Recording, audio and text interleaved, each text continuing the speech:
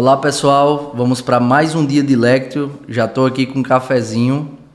Prepara o teu cafezinho aí, vamos juntos. Hoje, 14 de setembro, quinta-feira, dia da exaltação da Santa Cruz. Um dia muito importante para nós, da Igreja Católica, né? E para nós, em especial, comunidade Filhos da Misericórdia. Vamos começar rezando. Em nome do Pai, do Filho e do Espírito Santo. Amém. Pai nosso que estais no céu, santificado seja o vosso nome. Venha a nós o vosso reino e seja feita a vossa vontade, assim na terra como no céu. O pão nosso de cada dia nos dai hoje. Perdoai-nos as nossas ofensas, assim como nós perdoamos a quem nos tem ofendido. E não nos deixeis cair em tentação, mas livrai-nos do mal. Amém. Ave Maria, cheia de graça, o Senhor é convosco. Bendita sois vós entre as mulheres, e bendito é o fruto do vosso ventre, Jesus. Santa Maria, Mãe de Deus, rogai por nós, pecadores, agora e na hora da nossa morte. Amém. Glória ao Pai, ao Filho e ao Espírito Santo, como era no princípio, agora e sempre. Amém. São José, providenciai e intercedei por nós. Continuamos unidos. Em nome do Pai, do Filho e do Espírito Santo. Amém. Hoje, dia da exaltação da Santa Cruz, dia de contemplarmos de uma forma muito particular a cruz de Cristo. E hoje, a primeira leitura, ela tem duas opções. Eu quero ler as duas e meditar sobre as duas. Vamos fazer a Lectio Divina, meditando as duas opções de primeira leitura e também o Evangelho. A primeira leitura, Números, capítulo 21, a partir do versículo 4 até o 9. E a outra alternativa, Filipenses, capítulo 2, versículos de 6 a 11. De modo muito objetivo e assertivo, vamos contemplar essas duas leituras que a liturgia da Igreja nos propõe para o dia de hoje. Então partiram da montanha de Or pelo caminho do mar de Suf para contornarem a terra de Edom. No caminho o povo perdeu a paciência, falou contra Deus e contra Moisés. Por que nos fizeste subir do Egito para morrer neste deserto? Pois não há nem pão, nem água. Estamos enfastiados deste alimento de penúria.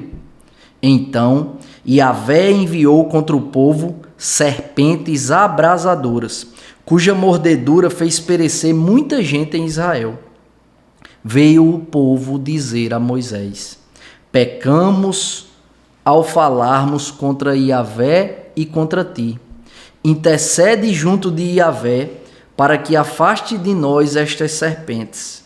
Moisés intercedeu pelo povo e Yahvé respondeu-lhe: faze uma serpente abrasadora e coloca-a em uma haste.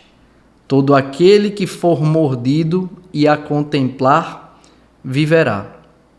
Moisés, portanto, fez uma serpente de bronze e a colocou em uma haste.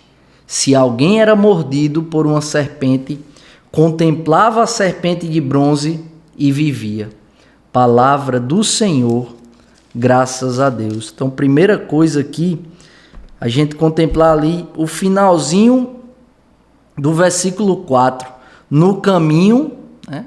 Enquanto estavam no caminho, o povo perdeu a paciência e falou contra Deus e contra Moisés, reclamando. E olha, reclama do alimento, porque aqui na tradução da Bíblia de Jerusalém vai falar a palavra enfastiados, mas em outras traduções vai falar a palavra... Ele fala assim: estamos com nojo deste alimento, do maná. Então, reclamando contra Deus e contra Moisés. E aí eu pergunto, na nossa vida, quantas vezes a gente reclama, a gente murmura de bênçãos que Deus nos deu? Porque Deus livrou o seu povo da escravidão do Egito por meio da vida, do pastoreio, da vocação de Moisés. E chega um momento que o povo começa a reclamar dos dois, de Deus e de Moisés. Mas era uma bênção, a libertação da escravidão, rumo à terra prometida. Deus já tinha provado que estava com este povo. Mas o povo faz o quê? E o povo sou eu e você. Quantas vezes a gente reza, pede uma bênção, pede uma graça a Deus e depois reclama dessa bênção, dessa graça que Deus nos deu. Vou dar um exemplo, o nosso trabalho. Quantas vezes no nosso dia a gente se pega reclamando do nosso trabalho? E a gente não precisa ir longe. No nosso país, só no nosso país, com certeza, há mais de 8, 9, 10 milhões de pessoas que queriam ter um emprego e não têm. E muitas vezes a gente tem um trabalho, tem um emprego, tem uma condição de trabalho e a gente reclama do nosso trabalho, que é graça de Deus. Aí o Senhor nos concede a graça de termos filhos. E o que é que a gente faz? Reclama do trabalho que o filho nos dá. Ou seja, reclamando da graça que Deus nos concedeu de ser pai e de ser mãe. Quantas vezes a gente reclama de quem está ao nosso redor, pessoas que Deus escolheu, bênçãos de Deus, graças de Deus, e a gente murmura. O povo aqui estava reclamando da comida, do alimento, do maná. Né? E aí, olha só, o murmúrio e a reclamação é um pecado grave. Deus não gosta, não. O que é que Deus faz? Envia serpentes abrasadoras, é a correção de Deus, porque nosso Senhor, Ele é Pai, Ele é pedagógico, e Ele manda as serpentes e faz perecer muita gente em Israel.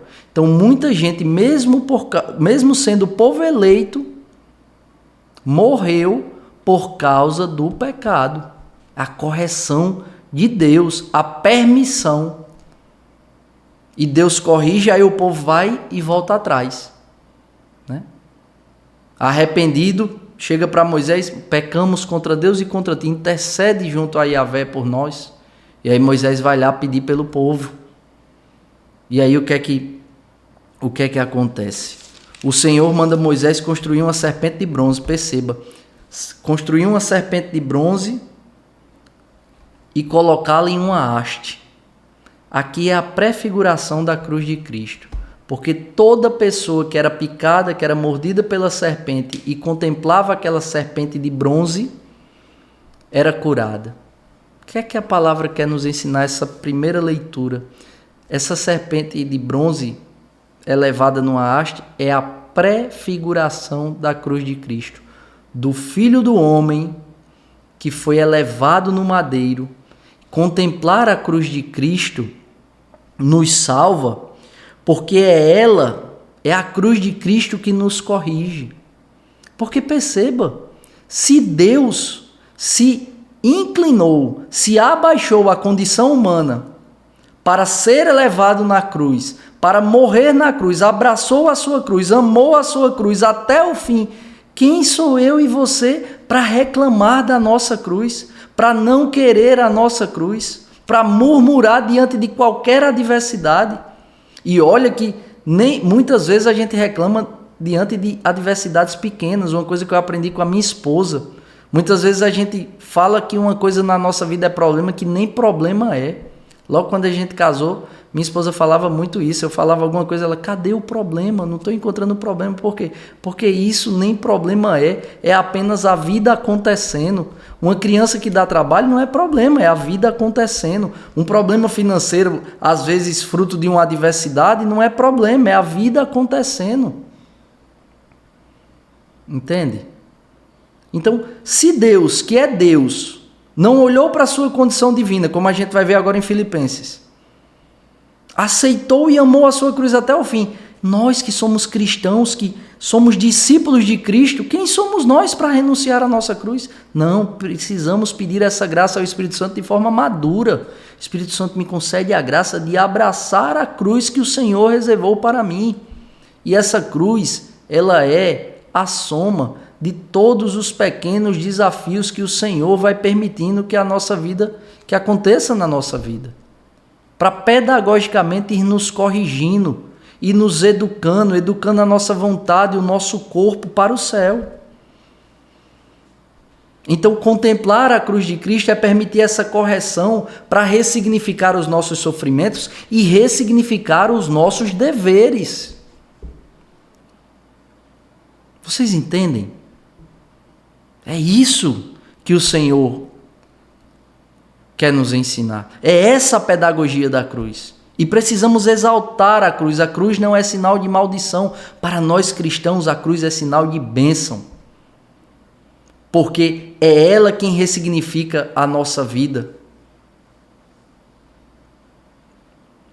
E a gente segue. Vamos agora para Filipenses, capítulo 2, versículos de 6 a 11. Deixa eu pegar aqui.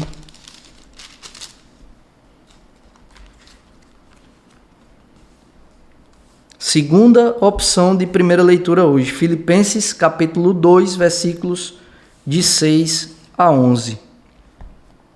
Ele, estando na forma de Deus, não usou de seu direito de ser tratado como um Deus, mas se despojou, tomando a forma de escravo, tornando-se semelhante aos homens e reconhecido em seu aspecto como um homem.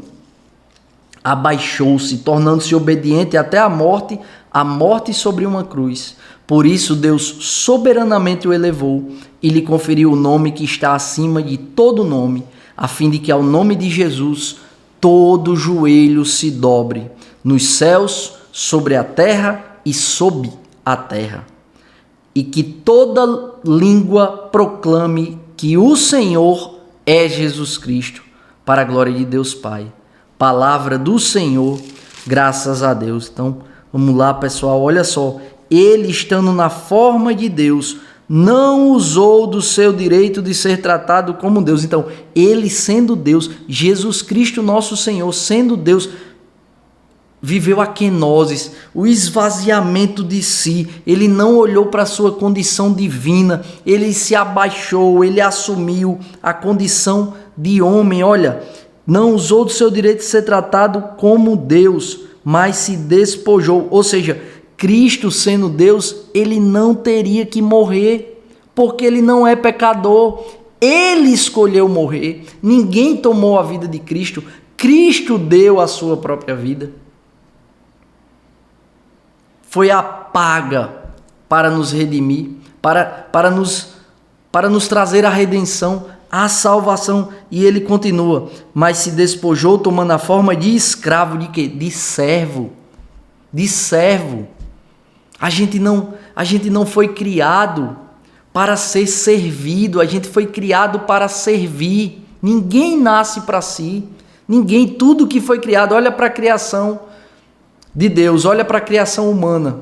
Tudo que foi criado com o propósito de servir a algo ou a alguém. E aí ele continua, tornando-se semelhante aos homens e reconhecido em seu aspecto como um homem. Aqui, ó, olha o versículo 8, para a gente já concluir a primeira leitura. Abaixou-se, tornando-se obediente até a morte. Santa Teresinha do Menino Jesus da Sagrada Face nos ensina. É próprio do amor abaixar-se. Olha que coisa linda. Quantas vezes a gente não ama por causa do orgulho. A gente não ama por causa da soberba. A gente não ama por causa da vaidade que habita em nós. A gente deixa de cometer atos de amor porque a gente prefere o orgulho e pretere o amor. E Jesus nos ensina com a própria vida. Jesus não olhou a sua condição divina, abaixou-se à condição humana. Por quê? Porque é próprio do amor abaixar-se, inclinar-se para amar. E aí, por isso Deus soberanamente o elevou e lhe conferiu o nome que está acima de todo nome, a fim de que ao nome de Jesus todo joelho se dobre, nos céus, na terra e nos infernos, e que toda língua proclame que o Senhor é Jesus Cristo, para a glória de Deus Pai. Gente, hoje, dia da exaltação da Santa Cruz, nós devemos mais uma vez, olhando para a morte na cruz e olhando para a ressurreição de nosso Senhor, nós devemos mais uma vez proclamar: Jesus é o Senhor. Jesus é o Senhor.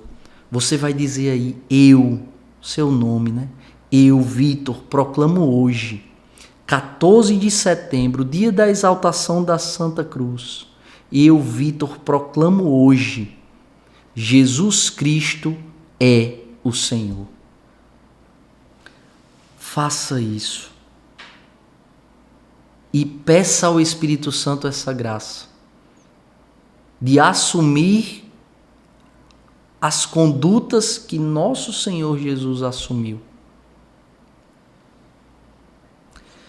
Vamos para o Evangelho. O Evangelho de hoje, João, capítulo 3, versículos de 13 a 17. João 3... Opa, aqui é Lucas. Cadê João? Aqui. João 3, 13 a 17. Evangelho de Nosso Senhor Jesus Cristo, narrado segundo São João. Glória a vós, Senhor.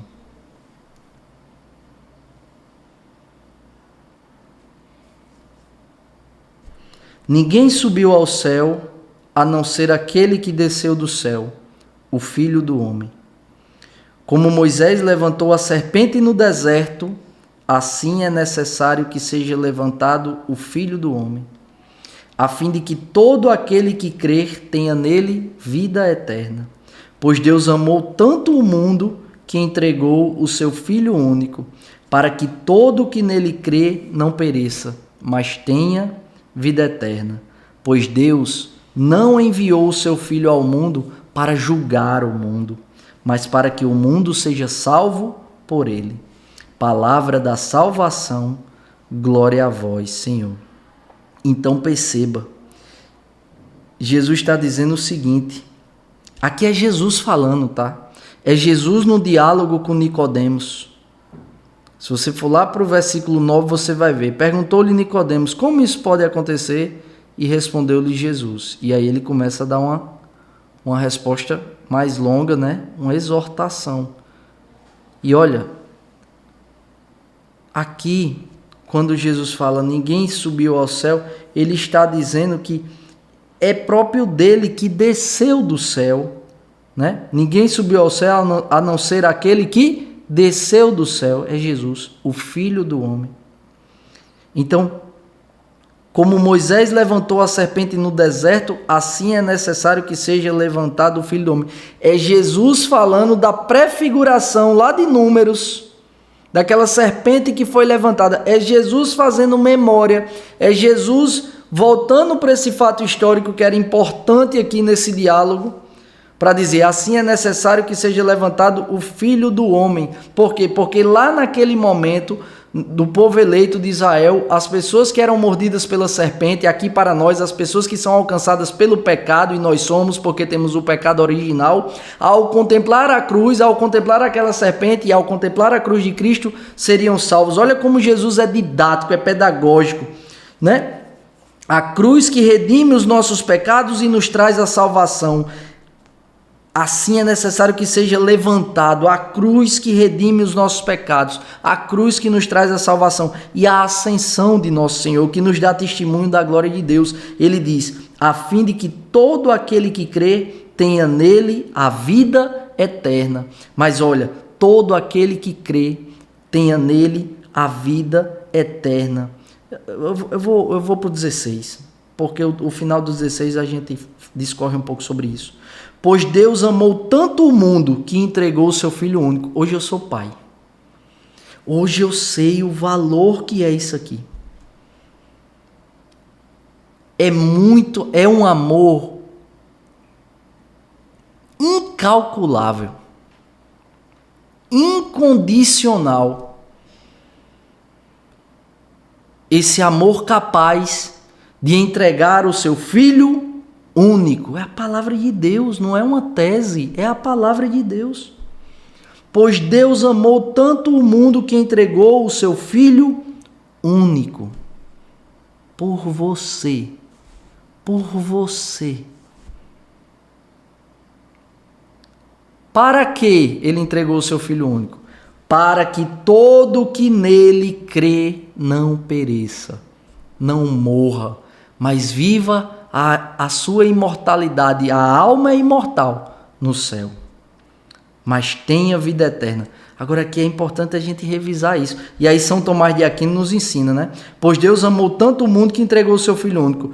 São Tomás de Aquino vai nos ensinar: o tamanho do amor se vê pelo tamanho do dom. Olha aí o tamanho do amor de Deus, desse Deus que é Pai. O tamanho do amor a gente vê pelo tamanho do dom doado, né?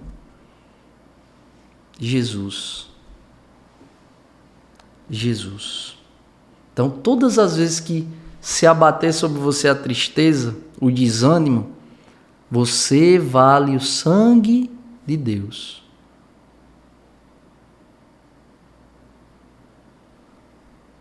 Isso é muito... A gente precisa pedir ao Espírito Santo que imprima essa verdade do nosso coração, no nosso coração.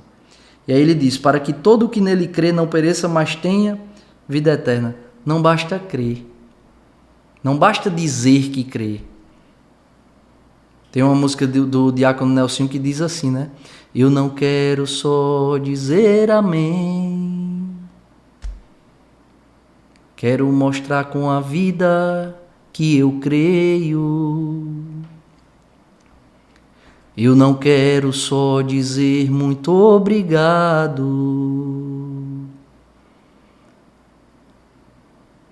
É isso. Não é só dizer eu creio, não é só dizer amém, mas é mostrar com a vida que eu creio. É ofertar para Jesus o nosso jeito de viver para dizer: sim, Jesus, eu creio. Tu és o Senhor da minha vida. Tu és o Senhor da minha casa. Senhor, tu podes se sentir à vontade aqui em casa, porque na minha casa eu não vou promover a mentira, eu não vou promover a discórdia, eu não vou promover a indecência, eu não vou promover a desarmonia. Eu vou lutar, Senhor, para que o Senhor se sinta muito bem aqui em casa, para que o Senhor se sinta Senhor do meu trabalho, Senhor do meu lar, Senhor do meu dinheiro. Eu quero, Jesus, dá-me a tua graça, Senhor, para que eu mostre para ti, Jesus, que eu creio na tua palavra, que eu dou credibilidade, Jesus, às Sagradas Escrituras, que eu realmente acredito que as Sagradas Escrituras é o Cristo que fala comigo,